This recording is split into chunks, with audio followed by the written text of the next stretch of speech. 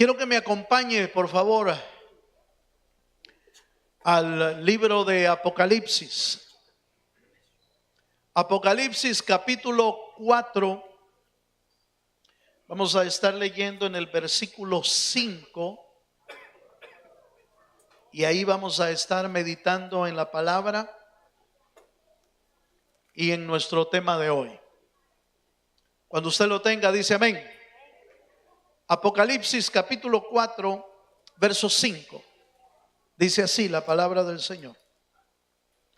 Y del trono salían relámpagos y truenos y voces.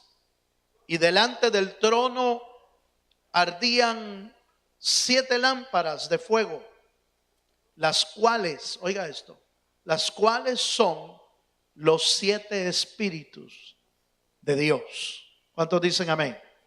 Vamos a introducirnos hoy a este tema que le podríamos titular los 7 espíritus de Dios.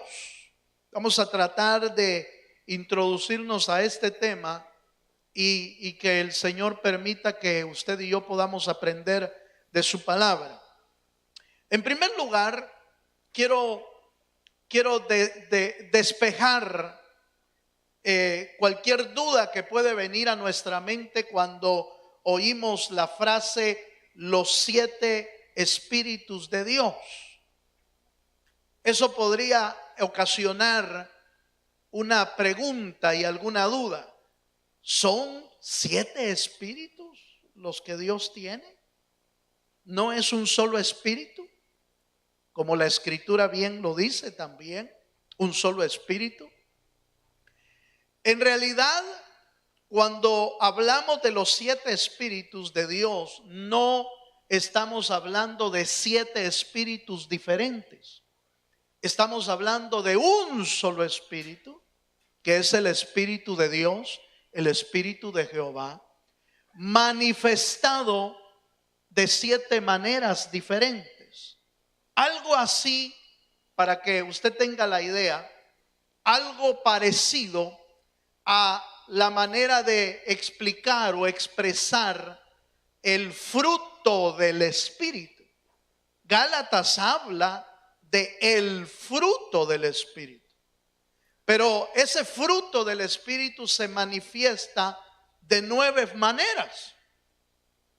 El amor, la paz, la paciencia, la benignidad y la lista sigue para completar 9 que algunos erróneamente les llaman los frutos del Espíritu. Pero cuando usted va a Gálatas no dice los frutos del Espíritu, dice el fruto del Espíritu es amor, paz. ¿Sí me doy a entender? Y para tratar de todavía explicar un poco mejor, esto es como el racimo de uvas. Usted ve que el viñedo produce un racimo con muchas uvas, pero el fruto es uno solo. El fruto es la uva, que se manifiesta o se produce en varios, ¿cómo le podríamos decir? Varias chibolitas, aleluya, varias pelotitas, varios elementos que uno se puede comer, pero el fruto es uno. El fruto es la uva y se manifiesta en un racimo. Algo así es el fruto del Espíritu, solo que el racimo del Espíritu se manifiesta de 9 maneras. No son 9 frutos diferentes, es un solo fruto manifestado en 9 formas. ¿Sí me estoy dando a entender? De la misma manera, el Espíritu de Dios o los 7 espíritus son las 7 manifestaciones que el Espíritu de Dios tiene. Pero el Espíritu es uno solo. ¿Cuántos dicen amén? Bueno, habiendo explicado eso y esperando que le haya quedado un poco claro, me voy a Isaías capítulo 11, versículo 2. Y en Isaías amplía nuestro conocimiento en ya no solo hablar de los 7 espíritus, sino de las 7 maneras en que se manifiesta el Espíritu de Dios. Y dice, Isaías capítulo 11, versículo 2, dice así: y reposará sobre él el Espíritu de ¿quién? Ojo con esto. El Espíritu de Jehová, Espíritu de sabiduría y de inteligencia, Espíritu de consejo y de poder, Espíritu de conocimiento y de temor de Jehová. En otras palabras, el Espíritu de Jehová, que es uno solo, se manifiesta de esta forma: de sabiduría, inteligencia, consejo, poder, conocimiento y el temor. Note que aparecen 6 pares o 3 pares, dando 6 manifestaciones, y el séptimo es la esencia, que es el Espíritu del Señor. Entonces, la parte que me interesa a mí es ver cómo ya Isaías había profetizado que el Espíritu de Jehová iba a reposar sobre él. ¿Sobre quién está hablando? Está hablando de Cristo. Y reposará sobre él, hablando de Jesús, hablando del que iba a venir, iba a reposar sobre él el Espíritu del Señor. Y usted recuerda que en el Nuevo Testamento, cuando Cristo aparece en escena, si podríamos decir ya para iniciar su ministerio, él lee este versículo: el Espíritu del Señor está sobre mí. ¿Cuántos dicen amén? Ahora, la palabra reposar es interesante, porque la palabra reposar en Isaías quiere decir que iba a venir el Espíritu de Dios sobre él y iba a permanecer constantemente sobre la vida de Jesús, sobre la vida de Cristo. ¿Por qué es importante? Porque en el Antiguo Testamento, si usted recuerda, el Espíritu del Señor no estaba dentro de las personas. El Espíritu del Señor descendía sobre las personas y luego se iba. Pero sobre el Cristo no vino el Espíritu y se fue. Por eso la palabra reposar significa venir y estar constantemente sobre la vida de alguien. Y eso es lo que sucedió con Jesús. Ahora, ¿por qué eso era tan importante? Recuerde que el Señor venía a hacer una misión aquí sumamente especial, y era restaurar nuestra alma, comprar con su sangre nuestra vida. Y humanamente eso era imposible. Si el Dios de los cielos no hubiera estado sobre el Cristo y sobre Jesús, y digo sobre el Cristo y sobre Jesús porque cualquiera de nosotros podría cometer el error, hermano, pero Él era Dios. ¿Cuántos sabemos que Él es Dios? Él era Dios, Él podía hacerlo. Recuerde que Filipenses dice que Él se despojó a ser igual a Dios. Eso quiere decir que voluntariamente se despojó de su deidad. No dejó de ser Dios, pero se despojó de los poderes de la deidad. Se despojó para vivir como un ser humano en la tierra, pero con el Espíritu de Dios reposando sobre su vida. ¿Cuántos me están entendiendo?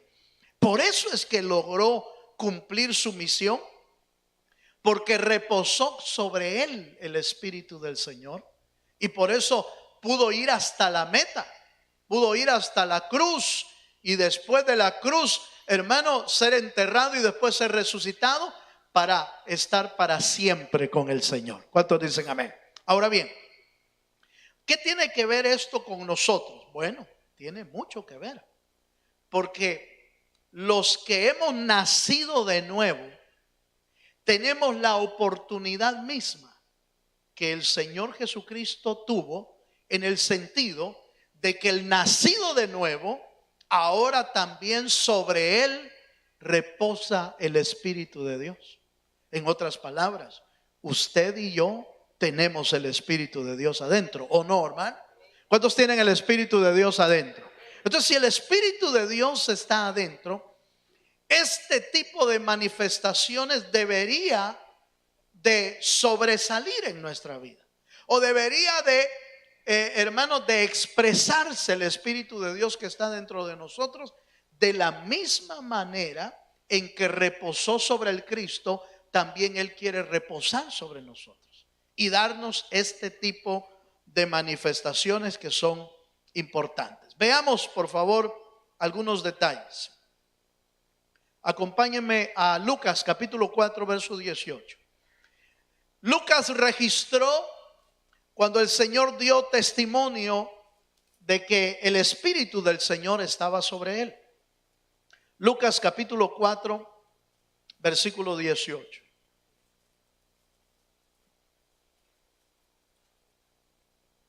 ¿Lo tiene, hermano?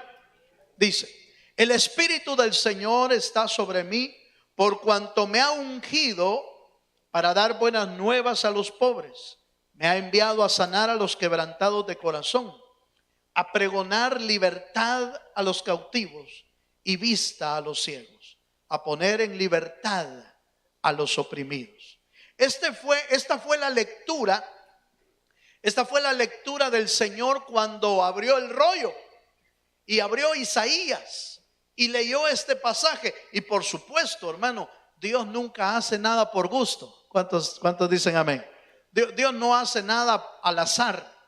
El Señor abrió el rollo, abrió el libro donde estaba Isaías, y de una manera, hermano, como cumpliéndose las Escrituras, el Señor Jesús lee este pasaje y dice: el Espíritu del Señor está sobre mí. Como diciendo, aquello que profetizó Isaías es lo que hoy se está cumpliendo delante de todos los que estaban oyendo el pasaje bíblico.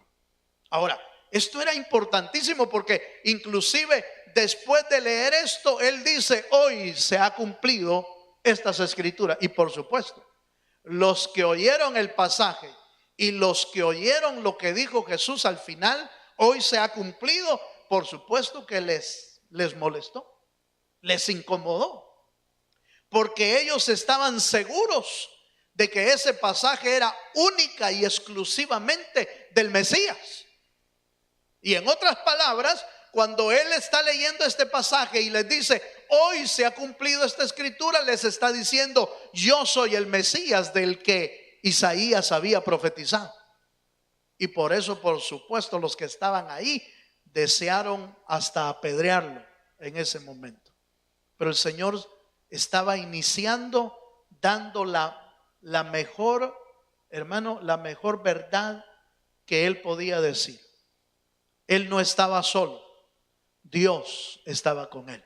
Él no estaba comenzando como quizás muchos otros habían llegado, porque no era nuevo que alguien apareciera diciendo: yo soy el Cristo.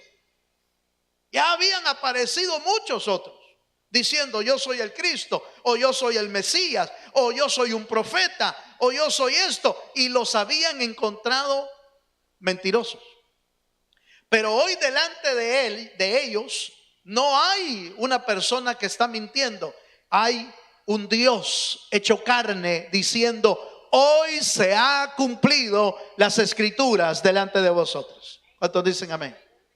Ahora bien, vayamos un poquito más y revisemos algunos, porque no nos va a alcanzar el tiempo para ver los 7 espíritus que aparecen ahí. Pero veamos algunos. Veamos algunas manifestaciones del Espíritu del Señor. Y el primero que podemos encontrar, según el texto que leímos en Isaías, es el espíritu de sabiduría. Veamos esto ahí, por favor. Acompáñenme en las escrituras. Proverbios capítulo 1, versículo 7. Proverbios capítulo 1, versículo 7. ¿Lo tiene ahí, hermano? Dice la escritura: el principio de la sabiduría es el temor de Jehová. Los insensatos desprecian la sabiduría y la enseñanza. Oiga esto, hermano. Sobre el Señor reposó el Espíritu. Y si usted se acuerda que cuando el Señor iba creciendo, la Biblia da testimonio del Cristo diciendo, y el niño, decía la Escritura, y el niño crecía en gracia y en ¿qué más? En sabiduría. Crecía en estatura, en gracia y en sabiduría. El niño crecía. ¿Por qué? Porque el Espíritu del Señor estaba sobre él.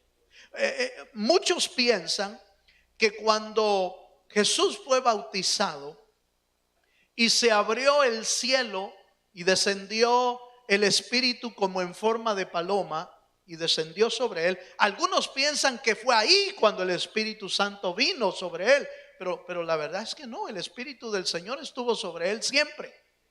Desde que él nació tenía el Espíritu del Señor. Ahora, por supuesto, el que el cielo se haya abierto y una voz haya dicho, he aquí mi Hijo amado en quien tengo contentamiento, era un testimonio celestial de que el que estaba siendo bautizado no era cualquier persona, era el Cristo glorioso prometido para el pueblo de Israel. ¿Cuántos dicen amén?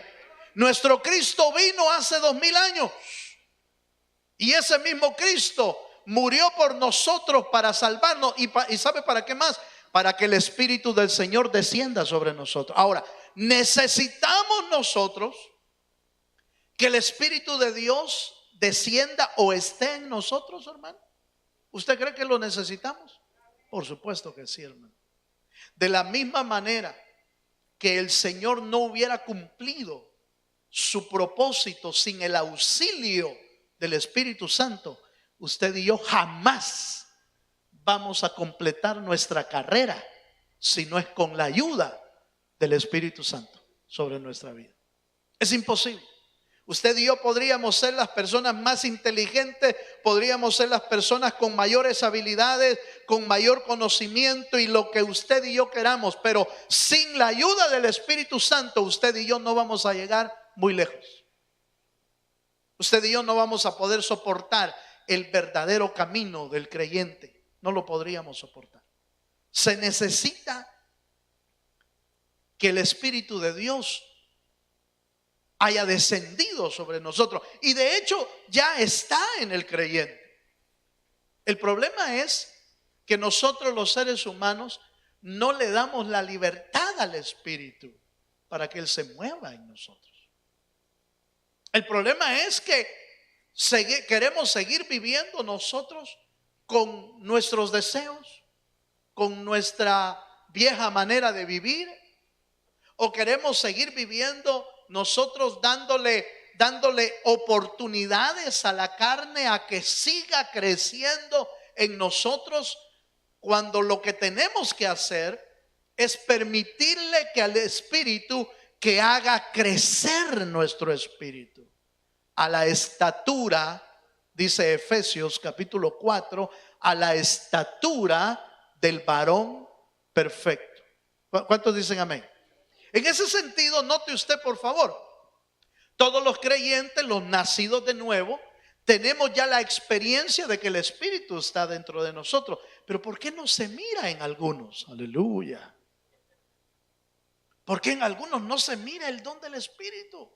¿Por qué en algunos no se mira las manifestaciones del Espíritu? ¿Por qué en algunos, hermano, casi cuesta ver al Cristo? Aleluya. Porque no le permitimos al Espíritu que vaya tomando control o vaya creciendo sobre nuestra vida. Todavía lo cohibimos o lo prohibimos que se mueva en nosotros. Queremos seguir nosotros gobernando, queremos seguir nosotros haciendo nuestra voluntad, queremos seguir haciendo nosotros lo que bien nos parece, cuando la Biblia nos invita a que hagamos la voluntad de Dios. Pero ¿quién puede hacer la voluntad de Dios? Solo el que le permite al Espíritu trabajar en nuestro interior. ¿Cuántos dicen amén? Bueno, Entonces veamos este elemento, por favor. Ya habiendo puesto eso como base, veamos esta verdad. ¿Necesitamos sabiduría de Dios, hermano? ¿Por qué necesitamos sabiduría de Dios? Porque no se puede vivir la vida feliz si no aprende uno a ser sabio aquí, hermano. Si no tiene la sabiduría de Dios, mire, vamos a estar haciendo cosas que no nos convienen. Santiago capítulo 3, versículo 17. El apóstol Santiago entendió que la sabiduría de Dios está a nuestra disposición y basta con pedirla al Señor para poder recibir de esa manifestación del Espíritu. ¿Lo tiene, hermano?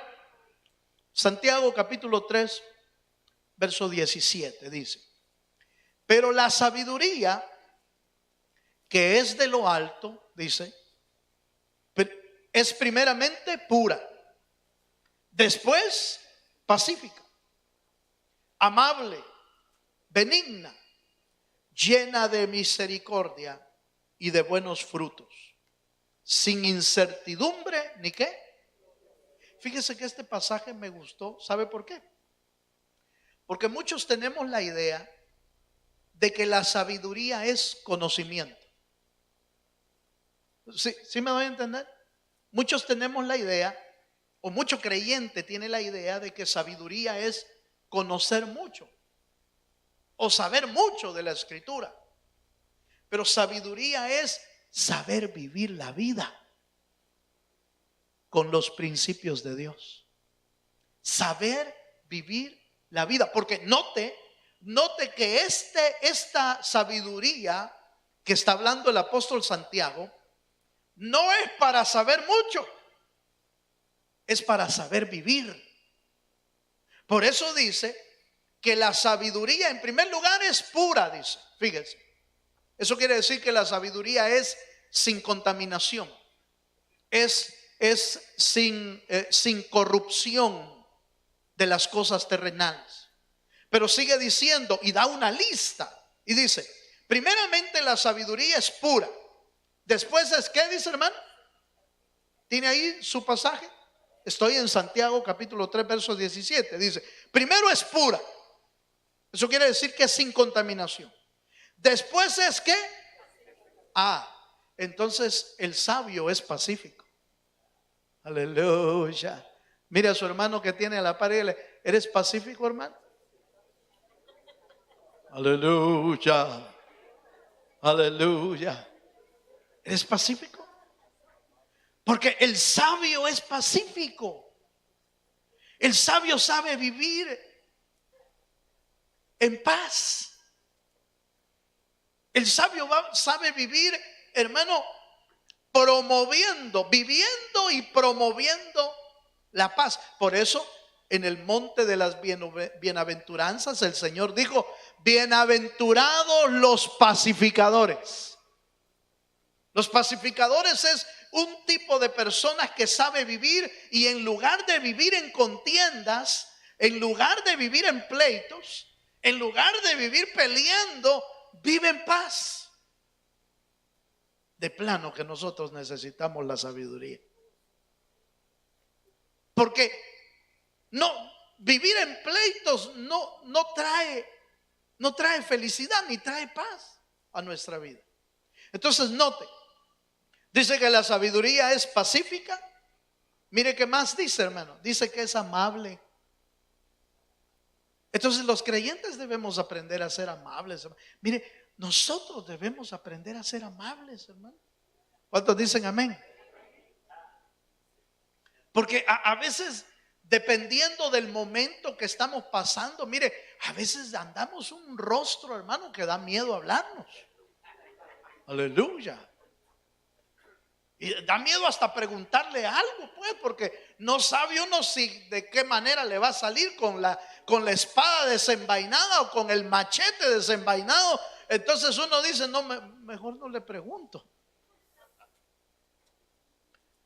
Pero el sabio aprende a vivir con amabilidad. Y la palabra amabilidad viene de ser gente amorosa, de ser gente amable. gente que ama. Y cuando se expresa, cuando se relaciona, muestra amabilidad. Entonces, por favor, note, yo sé que la sabiduría tiene que ver con saber mucho, pero no es solamente eso. La sabiduría sirve para vivir la vida aquí en la tierra y vivir siendo amable. Fíjese, usted ha sido testigo o es testigo de cómo en muchos lugares, por ejemplo, se maneja. Hay lugares en nuestros países, se maneja no a la defensiva, a la ofensiva. En nuestros países se maneja al más fuerte, al que tira más rápido el carro encima. Pero el sabio aprende a ser amable. Uno debería de darle tiempo a la gente para que pase la calle, ¿sí o no? Uno debería de ser tan amable de cederle el paso a otro vehículo. Pero no lo hacemos, hermano. Aleluya. Uno debería de ser tan amable de poderle abrir la puerta a las personas que vienen de atrás de nosotros. Abrimos una puerta, deberíamos de ser amables esperando que pase otro. ¿No le parece? ¿No le parece que así sería? Deberíamos de ser amables cuando llegamos a un lugar, ser tan amables de saludar a la gente. Aleluya. Deberíamos de ser amables. Deberíamos de ser amables en ceder el asiento a alguien que más lo necesita cuando todo está lleno, O sea, nosotros necesitamos aprender a vivir con sabiduría, pero dentro de esa sabiduría está la amabilidad. ¿Cuántos dicen amén, hermano? Note, por favor. Entonces habla de ser pacífico, habla de ser amable, pero mire qué más. Acompáñenme a otro pasaje. O ahí a la lista. Dice amable. ¿Y qué dice más, hermano? Benigno. Benigno significa ser gente buena. Es benignidad. Benignidad significa, hermano, benignidad significa estar propenso a hacer siempre lo bueno. El que no tiene a Dios, obviamente, es propenso a hacer lo malo, porque no tiene a Dios. Y dice la Biblia en Génesis, y los pensamientos de los hombres eran de continuo hacia el mal. Cuando uno no tiene a Dios, pues es normal que sea malo. Pero cuando uno tiene a Dios en el corazón, ¿será normal ser malo, hermano? No. Algo está pasando. Si el corazón está lleno de maldad y busca hacer lo malo, es porque no le hemos permitido al Espíritu Santo trabajar en nuestro interior. La Biblia dice que el que sabe hacer lo bueno y no lo hace, ¿qué es? Dice, hermano, es pecado.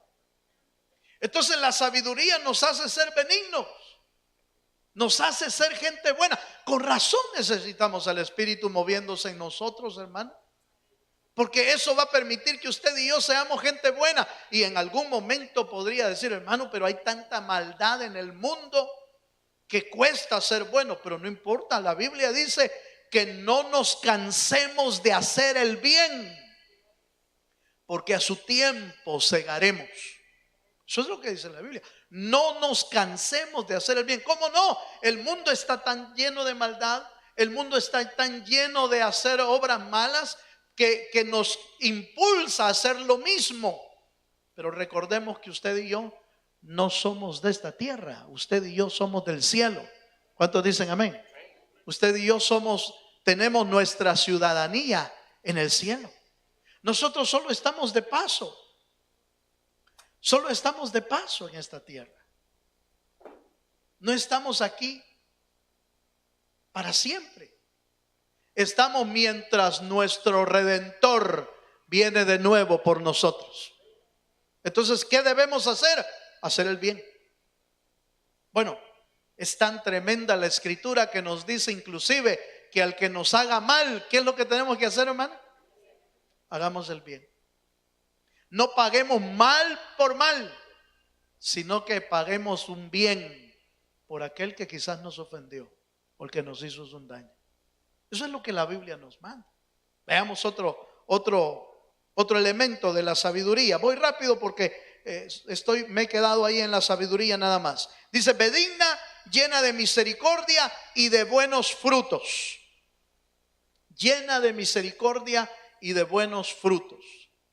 Eso quiere decir que el creyente que tiene al Espíritu del Señor adentro debe de tener buenos frutos. ¿Se acuerda que la Biblia dice, por sus frutos los conoceréis? Mira, hermano, la gente no debe de conocernos como cristianos porque andamos con la Biblia nada más. Está bien andar con la Biblia, pero las personas no deben de creer que somos cristianos porque andamos la Biblia. Deben de creer que somos cristianos porque en todo lo que hacemos, en todo lo que hablamos y en todo lo que realizamos, somos semejantes a la obra de Jesucristo aquí en la tierra. Lo que Cristo hacía, eso es lo que tenemos que hacer nosotros. ¿Cuántos dicen amén? Y déjenme leerle un último pasaje. Vamos a ver. Acompáñeme a Daniel capítulo 1 verso 20. Voy a ir a la segunda manifestación del Espíritu. Ya vimos la sabiduría. Todos necesitamos sabiduría, no para conocer más, sino para saber vivir. Para saber vivir. Pero fíjese que en Daniel capítulo 1 verso 20, ¿lo tiene? Dice, en todo asunto de sabiduría e inteligencia que el rey les consultó, los halló 10 veces mejores que todos los magos y astrólogos que había en todo su reino. Sabiduría e inteligencia. Ojo con esto. Sabiduría e inteligencia. Cuando hablamos de los 7 espíritus, digo el espíritu de Jehová, espíritu de sabiduría e inteligencia, dice. Entonces otra manifestación, oiga esto, otra manifestación del espíritu en la vida de los creyentes debe de ser la inteligencia. A mí no me cuadra, y lo voy a decir con todo respeto, no me cuadra que los creyentes digamos es que yo no puedo. Aleluya. No me cuadra. Porque mi Biblia dice que todo lo puedo en Cristo que me fortalece. Y mi Biblia dice que Él nos ha dado de su espíritu y en su espíritu viene espíritu de inteligencia. En otras palabras, no tendríamos razón para decir, hermano, es que yo no traigo para. Aleluya. Es que yo no traje para estudiar. No me cuadra. Es que yo no traje para ser inteligente. Yo no traje. Mi Biblia dice que el Espíritu de Jehová da espíritu de sabiduría y de inteligencia. ¿Qué significa la palabra inteligencia? La inteligencia es la capacidad de actuar adecuadamente en cualquier circunstancia. Dios, hermano, nos creó. ¿Cuántos dicen amén? Y a cada uno nos creó con diferentes talentos y con diferentes dones. Ojo con esto. A cada uno nos creó con diferentes talentos y con diferentes dones. Pero además de eso, de lo que nos capacitó cuando nacimos, ahora que tenemos el Espíritu de Dios, nos dota del espíritu de sabiduría y de espíritu de inteligencia. ¿Tendríamos razón entonces para decir yo no puedo? Aleluya. ¿Tendríamos razón entonces para decir no, para mí eso es imposible? No. No, sí, nos ponemos delante del Señor y decimos: Señor, tu espíritu que ayudó a todos los creyentes es el mismo espíritu de hoy que puede ayudar mi vida. La Biblia dice que 10 veces fue encontrado mayor en conocimiento Daniel y sus amigos también. 10 veces más que los demás. ¿Por qué? ¿Cuál era la razón? ¿Cuál fue la razón por la que Daniel y sus 3 amigos y los israelitas que fueron probados, cuál fue la razón por la que fueron hallados con mayor sabiduría y con mayor inteligencia? Porque comieron verduras, porque se abstuvieron de comer y hicieron como mucha gente hoy está haciendo los ayunos de Daniel, ¿verdad? El ayuno de 21 días y toda esa cosa. ¿Fue eso lo que realmente los hizo más sabios y más inteligentes? ¿Cuál fue la razón por la que Daniel sobresalió sobre todos los demás? Porque amaba a Dios. Porque amaba a Dios y se sometía a la voluntad de Dios. Amaba y obedecía. ¿Se acuerda que dijimos que la fe es, hermano, oír la voluntad de Dios, pero también es actuar? Entonces Daniel amaba y obedecía. Amaba y obedecía. ¿Qué va a hacer de nosotros que podamos tener, hermano, que podamos ser mayores en sabiduría y inteligencia? ¿Para qué? ¿Para mofarnos de los demás? Por supuesto que no. Por supuesto que no nos van a dar más sabiduría e inteligencia para sentirnos mayores. No. Sino por la gracia de Dios que está reposando sobre nosotros. Por esa gracia el Señor se manifiesta a través de la sabiduría y la inteligencia. Fue Daniel el que llegó a ser el segundo en el reino de Babilonia y entre el más sabio de todos. Fue José, porque amaba a Dios con todo su corazón, que le dieron la revelación de muchas cosas, pero también la inteligencia para poder administrar. Usted recuerda que José fue un gran administrador. En el tiempo de sequía, de 7 años de sequía, José había implementado un sistema de recolección de comida que los hizo tener comida para todos los años de sequía. Y no solo para ellos, sino para venderles a los pueblos vecinos o a los que llegaran a buscar. ¿Quién le dio esa sabiduría? ¿Quién le dio esa inteligencia? Dios. ¿Por qué? Porque el Espíritu del Señor reposó sobre él. Hermanos, que yo no traigo para los números, yo no traigo para hacer cuentas, yo no traigo para invertir, yo no traigo para hacer esto. No, es el Señor el que puede reposar sobre ti. Y ese Espíritu es el que se encarga de hacerte más sabio y más inteligente. Dele un fuerte aplauso al Señor, sí, Señor. Esa es la clave. La clave es el Espíritu del Señor. Leamos un pasaje más en Lucas capítulo 2 versos 46 y 47. Esa fue la razón por la que cuando Jesús fue al templo, siendo niño, ya manifestaba una sabiduría y una inteligencia mayor. Lucas capítulo 2 versos 46 y 47. ¿Lo tiene, hermano? Y aconteció que 3 días después le hallaron en el templo, sentado en medio de los doctores de la ley, oyéndolos y preguntándoles. Y todos los que le oían se maravillaban de qué, hermano, de su inteligencia y de sus respuestas. ¿Cuántos años tenía el Señor ahí, hermano? 12 años. De 12 años fue cuando lo llevaron al templo, a las celebraciones, a los rituales normales del judaísmo. Y cuando terminó la fiesta, o por lo menos José y María ya se querían ir para la casa, se fueron. Y dice que no se dieron cuenta que Jesús no iba al tercer día. Aleluya. Yo ahí oí alguna vez decir que padres esos, ¿va? Hasta el tercer día se dieron cuenta.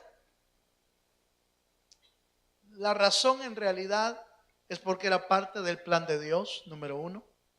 Número dos, era muy normal que las familias judías iban en caravanas grandes cuando viajaban de un lugar hasta Jerusalén. Eran caravanas inmensas, llenas de gente, que iban peregrinando hasta el templo en Jerusalén a hacer los ritos y las ceremonias del judaísmo. Es muy probable que Jesús y como los otros niños, es que Jesús era niño, hermano. ¿Cuántos saben eso? Se pusieron a jugar pelota. No. Era como los niños normales y seguramente compartía con otros niños y en la caravana se movían para un lado y para otro. Esa probablemente fue la razón por la que los padres no se dieron cuenta de eso. Es un comentario. La parte que me interesa es que a los 12 años el Espíritu del Señor que estaba sobre él hacía que la inteligencia de Jesús fuera tan avanzada que sentado con los doctores, dice la Escritura, con los doctores de la ley, hablaban entre ellos las cosas de Dios. Y dice, y oyéndolos y preguntándoles, oiga esto, oyéndoles y preguntándoles, como dando a entender que no era él de aquellos que se mofaban de la sabiduría que tenían, sino que cuando había que callar, se callaban. Cuando había que oír, oían. Cuando había que aprender, aprendían. Entonces, él no se paró en el púlpito Jesús a los 12 años y les predicó a los doctores de la ley. No, se sentó con ellos y les preguntaba.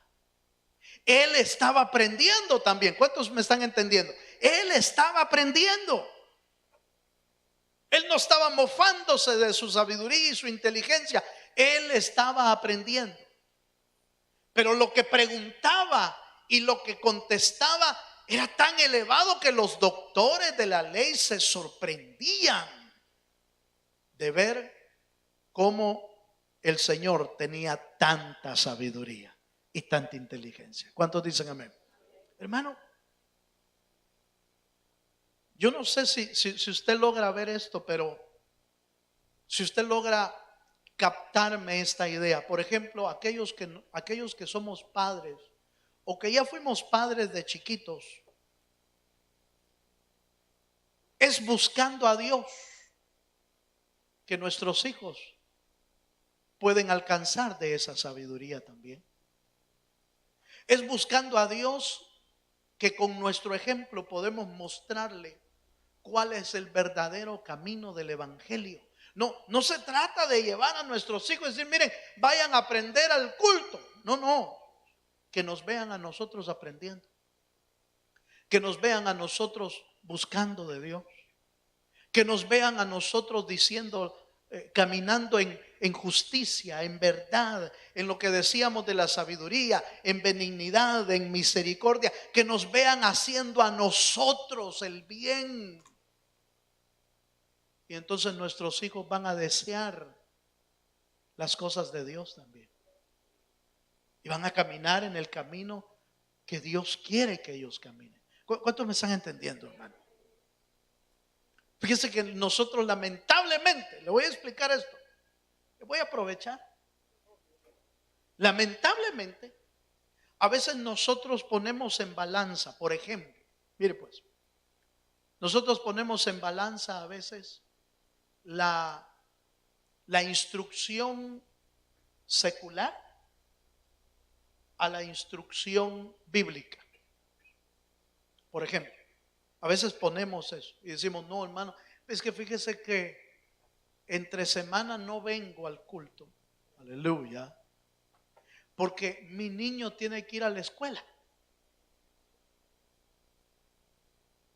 No ha de ser usted porque usted está aquí entre semana. Es para los que no vinieron, ¿va? Pero a veces ponemos eso como una razón por la que no venimos al culto. Porque nuestros niños tienen que ir a la escuela el día de mañana. Y he aquí el peso. ¿Qué es más importante? ¿La instrucción secular o la instrucción bíblica? ¿Qué es más importante? Hello, hermano. ¿Qué es más importante? Ah, hermano, es que yo no quiero que me regañen en la escuela. No, pues si como aquí no lo puedo regañar yo. Pero ¿qué le estamos poniendo en el corazón a los niños? ¿Les estamos mostrando que para nosotros lo más importante es la palabra? ¿Le estamos mostrando a nuestros niños que la importancia de que conozcan a Dios es vital para ellos? Les estamos enseñando a los niños que la Biblia es lo más importante para ellos. ¿Por qué? Porque mire, hermano, ¿de dónde cree que se desprende todo conocimiento si no es de Dios? Todo lo que el mundo considera como sabiduría, conocimiento y entendimiento, ¿de dónde viene eso? Si no de Dios. Entonces el principio fundamental de lo que los niños deben de aprender es la palabra de Dios, porque de ahí viene toda sabiduría. Si usted quiere que sean buenas en las materias, dele Biblia.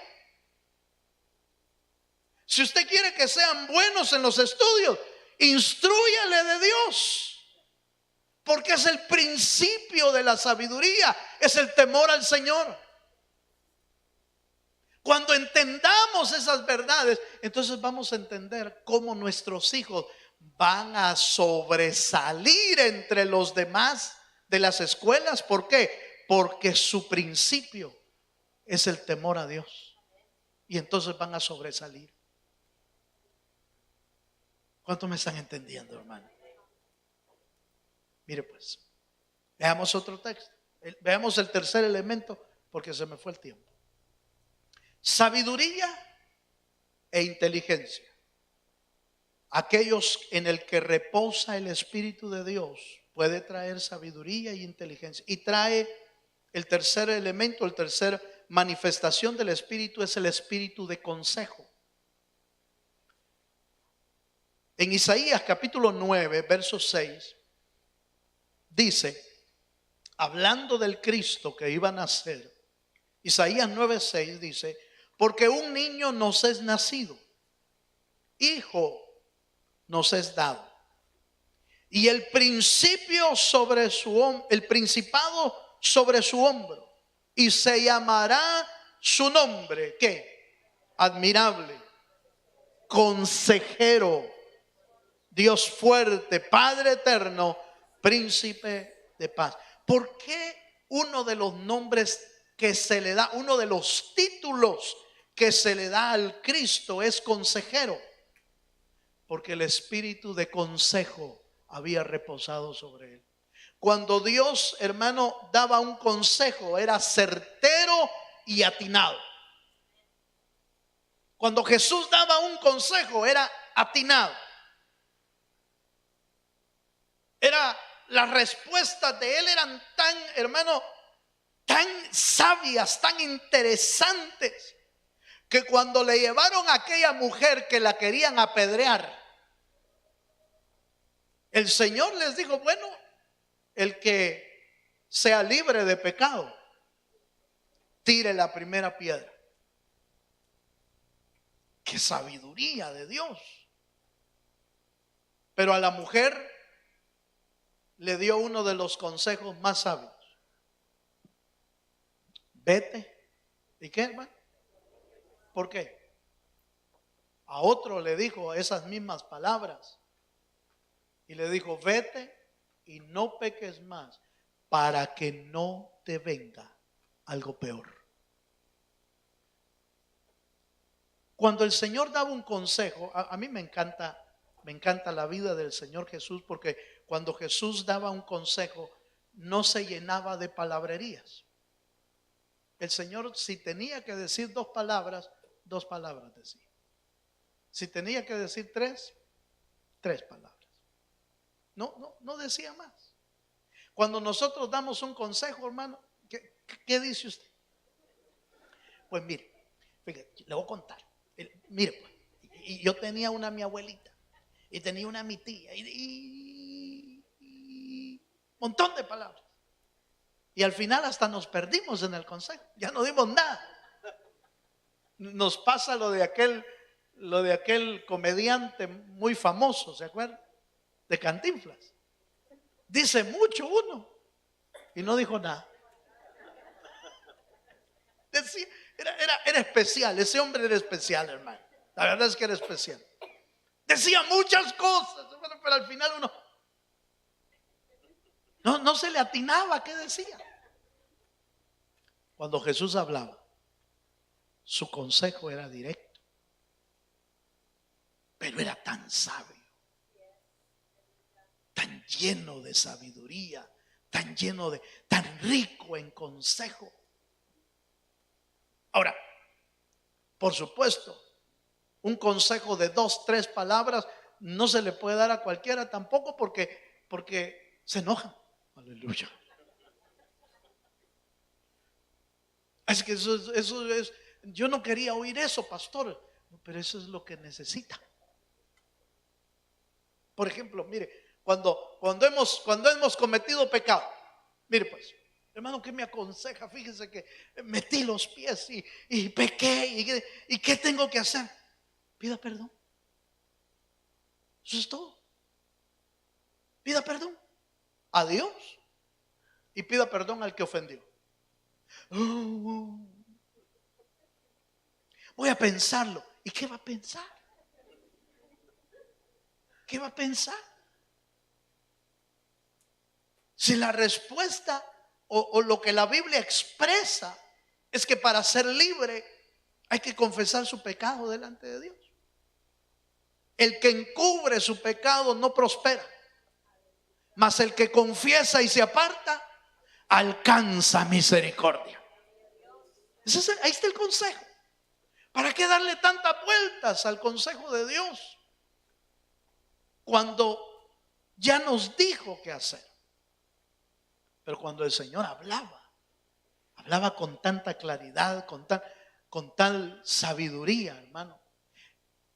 Nosotros en diferentes circunstancias tenemos muchas veces que dar un consejo.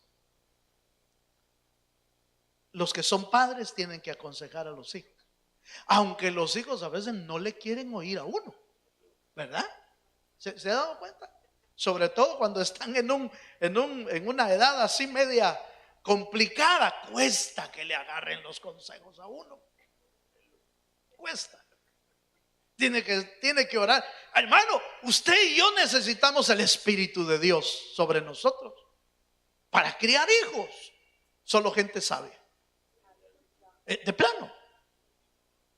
Y si usted está casado y casada, ay Dios, hermano. Solo sabios pueden vivir eso. Solo sabios. La Biblia lo dice. Que el esposo viva con sabiduría con la esposa, porque a veces el sí quiere decir no y el no a veces quiere decir sí.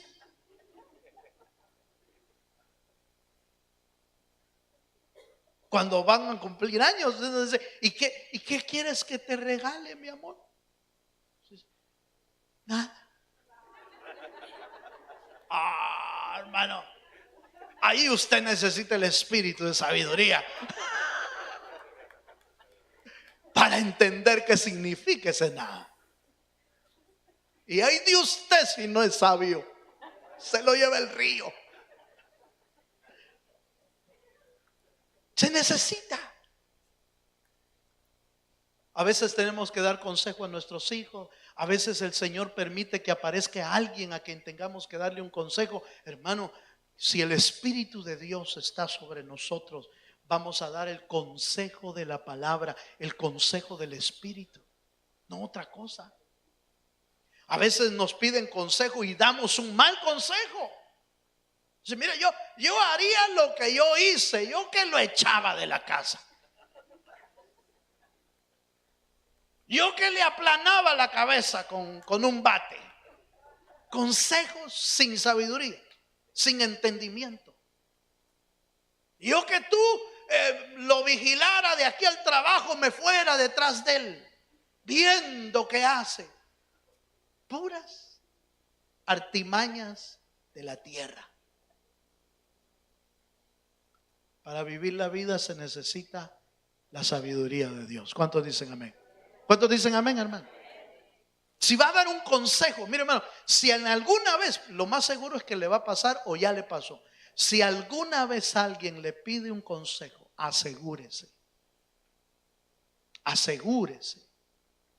que su consejo venga de Dios, porque le puede echar a perder la vida a alguien con un mal consejo. Le puede echar a perder la vida a alguien con un mal consejo. Entonces es mejor dar un consejo que venga de Dios. Por eso es que necesitamos al Espíritu. Porque hemos sido llamados a ser de bendición y no a echarle a perder la vida a nadie con un consejo. Póngase de pie, por favor, ya terminé. Espíritu de sabiduría, espíritu de inteligencia y espíritu de consejo. Esas tres manifestaciones vienen de parte de Dios en el Espíritu de Jehová. Cierre sus ojos un momento.